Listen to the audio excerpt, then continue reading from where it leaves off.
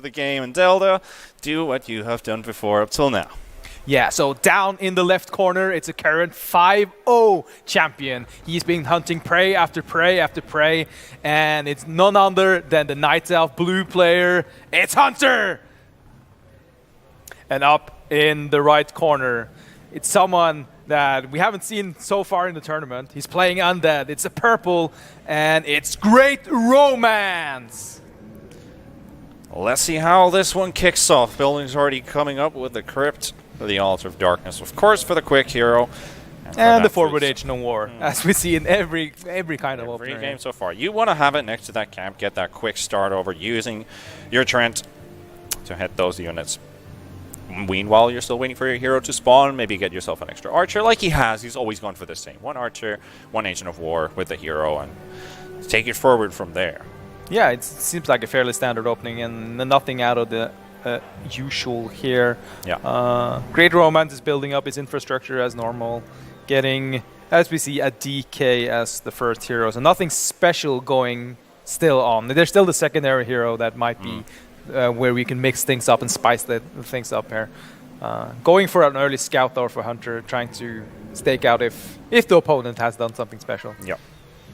He has been scouting every game so far, like not just waiting in his base, you know, like just building economy with that extra wisp, but instead just go straight for the aggressive check on where your opponent is. And once again, on the exact opposite side of the map, GreatRomance, his base has been found there.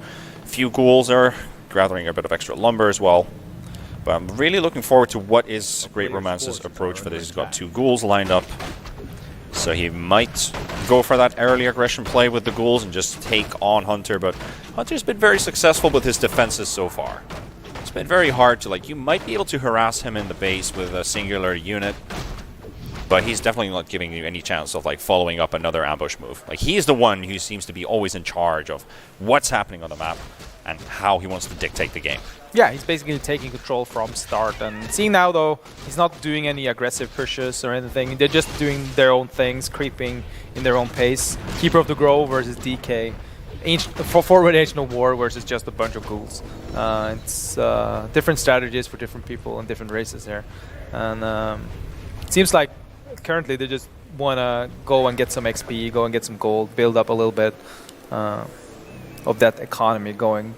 The Rod of Necromancy already up for the DK here, along with a Ritual Dagger. Yeah, that's the new item that got added.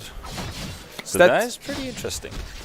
So people that hasn't played that much on the new patch here, Ritual Dagger is a completely new item. Being able to regenerate, or basically heal everything around it after you sacrifice. For instance, a ghoul, you can heal like bigger meaty units, give them a higher lifespan. But little skirmish going on here. Yeah, well, that's one of the ghouls already going down, single en route to get himself 1 pick off there. Interrupting the Murloc camp farm at least. Pushing the undead player a bit backwards there, but then again, no mana on the Grove Keeper, so he's probably going to have to pull him back all the way to the base, fill his mana pool from a Moonwell, go again. But right now he just looks like he might even steal one of the Murlocs, almost gets one. Could have completely gotten the XP for himself if he did that.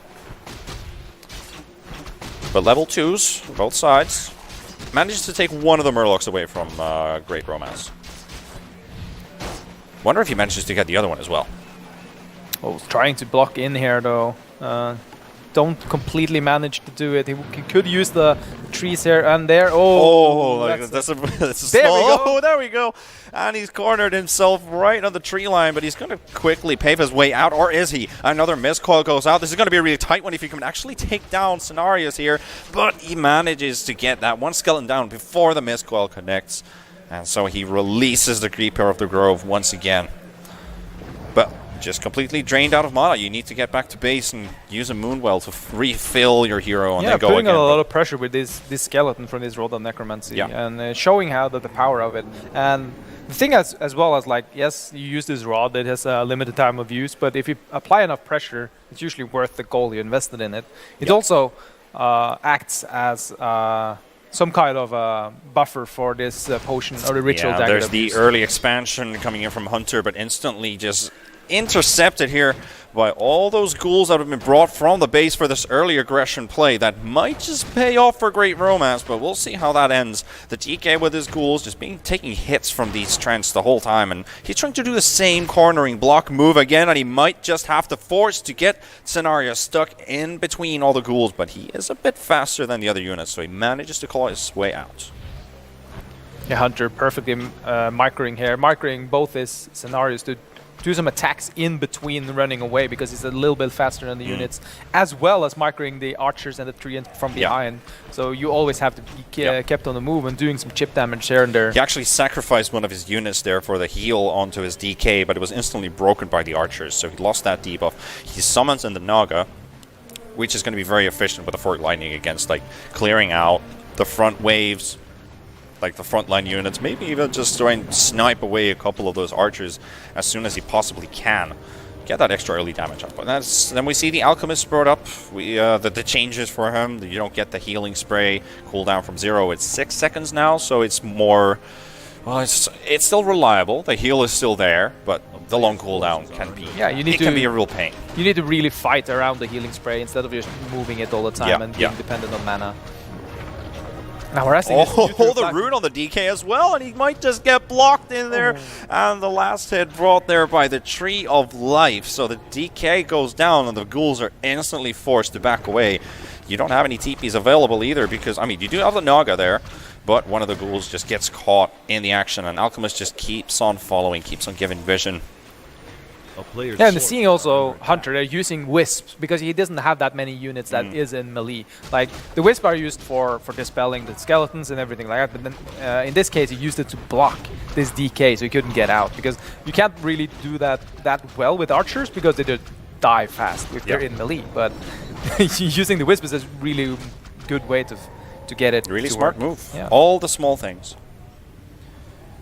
Now finally the expansion can come down. Like, what is it, 2 minutes after it's been built? It's just been harassed, but... Yeah, but he's in a very comfortable situation here, Hunter. He's sitting on a reasonable amount of supply, 37 versus 31 on GreatRomance's Undead. Then again, they are getting XP on these heroes. Alchemist very close to that level 2, get his second ability unlocked. Meanwhile, we got some building going on here in GreatRomance's base, getting the tier 2 upgrade, the slaughterhouse coming into play as well, a bit of extra food supply. But he's not really teching yet. You've got Crypt Fiends jumping in. But he's got to he's got to upgrade his units quick, and this we've seen before.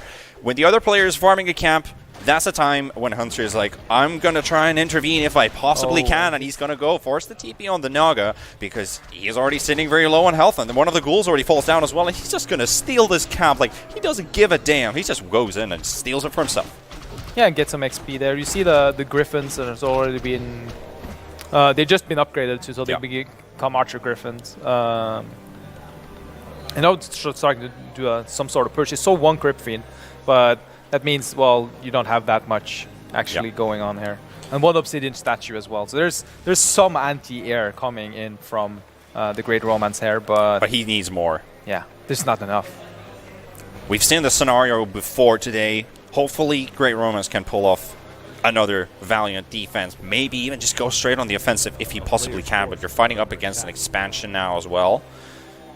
Another camp being cleared. This time it is not intervened by Hunter. It seems like he's clearing for his own expansion, it seems. Clearing out that gold mine. Trying to draw some attention here with the Trents. Yeah, they're not really doing anything here. They're just kind of like showing up. Yeah, getting some... Maybe even use them as blockers, because they are running straight in the way of the Trents, and the DK held in place, and the DK has been isolated.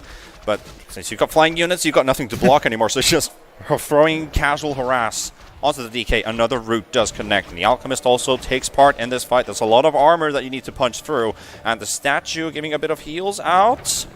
Not being focused on. Another root on the DK is going to be a really tight one. Can he save the Duke? Oh, 19 health, but he manages to get out. One of the Trents falls as well, and another ghoul too, and they're just trying to, like, anything they can do right here. They take down the Alchemist with the Lich coming in play, so the third hero for GreatRomance, and the level 2 Alchemist goes down. Yeah, just spawning in that Lich and just instantly Frost Blasting just to get that. The timing couldn't have been better. Yeah, perfect timing there.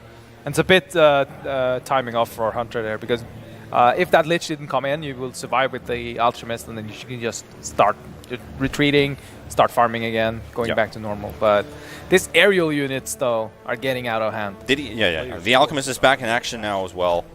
Really quick respawn there and gets him back into action. Clearing some of the Firbolg camps. Maybe get that level 2 on Lich. There's a little bit low on units here, though, for the Undead player. He is, and his base is in pretty much trouble here, because the Hippogriff Riders are just straight going up for the ghoul. The only ghoul that is picking up lumber here, he goes down. They're going to find another Acolyte as well. So gold production has ceased for GreatRomance, who is sitting on 50 gold right now. And he's losing even more because of the repairs that he has to pull off. And he's calling in all of his troops to come back to defend his base, but it's not looking too shabby. They do have the Acolytes keeping up that Ziggurat alive, and now the fight breaks loose. They take one of the Fairy Dragons down, but he manages to take it down at least. Another one taking damage, but a TP forced out, but a building taken down, a ghoul, and a very important seconds of gold missing from GreatRomance. Another great play by Hunter, causing a little bit of havoc in GreatRomance's base. Yeah, and it's basically giving Hunter a lot more space to work with here, because you know that you killed a lot of Acolytes, you killed the Ziggurat. That means your opponent's most likely food capped. So you need to build that Ziggurat before they can build some more units, and then you can just go back and be annoying. Double armor for the DK. This has got like so much to work with, but his crit fiends aren't as tanky as the DK is himself, and he's going to lose one of them. He doesn't really have a big force to take this fight, but he still wants to go for it anyway because of the help of the Mist Coil. But another crit fiend falls, and now it looks like they're focusing onto the heroes. Another nice route onto the Naga, just punishing free hits and keeping that Cenarius in the front line to maybe get another route. He does get the route connected, and the Naga goes out of play. So that's another one falling, and they're still struggling to find a single unit kill. One of the Hippogriff Grinders is dropping really low. The Obsidian statue, like turned into a destroyer actually at this point, and just flying up in the air and trying to counter with the fight and trying to keep the fight alive. But the Lich is the next target. He's still got mana for another route, and he gets it connected, and the Lich will fall. And GG, well played, just like that. Hunter is just showing, unbelievable. Hunter is just showing great prowess there. Just crushing every opponent in his way, no matter what they do, what kind of text. And he's still not smiling. Yeah. He's still not smiling. Maybe we see him smile in China when he wins the whole thing. True. He's keeping his feet on the ground, and with the shows that he's pulled